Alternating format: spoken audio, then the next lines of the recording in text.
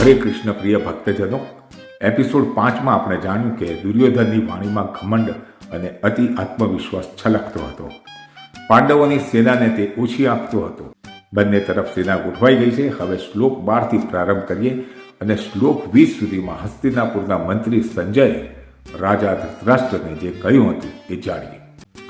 સંજય બોલ્યા, કુરુવંશના મહાપ્રતાપી વયોવૃદ્ધ વડીલ પિતામહ ભીષ્મે સિંહની ગર્જના જેવો ઘોષ કરનારો પોતાનો શંખ ફૂંકીને ઉચ્ચ સ્વરે શંખનાદ કર્યો, જેનાથી દુર્યોધન બહુ હર્ષ પામ્યો. ત્યાર પછી શંખ, નગારા, તુરાઈ તથા રણશિંગા સહસા એક સાથે વાગવા લાગ્યા, જેનો સંયુક્ત વાદ્ય ઘોષ બહુ ઘોંઘાટ ભર્યો હતો.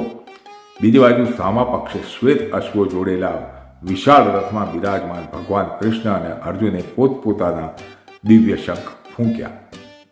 ભગવાન કૃષ્ણે 5 જન્ય નામનો શંખ ફૂંક્યો. અર્જુને દેવદત્ત શંખ તથા અતિમાનુષિક કર્મ કરનાર ખાઉદરા ભીમે તેનો પૌંડ્રમ નામનો પ્રચંડ શંખ ફૂંક્યો.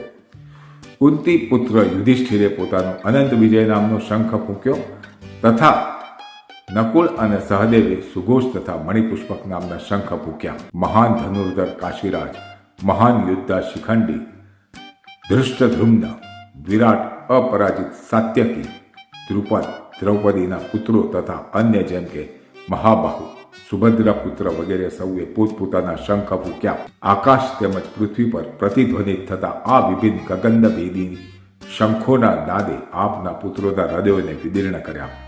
તે વખતે હનુમાનજીના ચિહ્નથી અંકિત ધ્વજવાળા રથમાં આરૂઢ થયેલા પાંડુપુત્ર અર્જુને પોતાનું ધનુષ્ય ઉઠાવ્યું અને બાણ છોડવા તૈયાર થયો.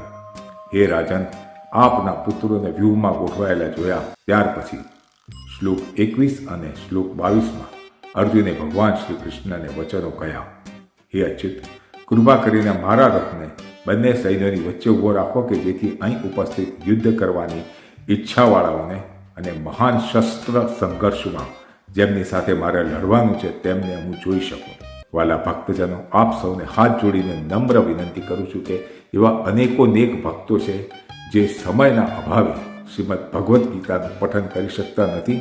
તેવા ભક્તો સુધી આ વિડીયોને પહોંચાડશો કે જેથી તેઓ શ્રીમદ ભગવદ્ ગીતાના રસપાનથી વંચિત ના રહી જાય.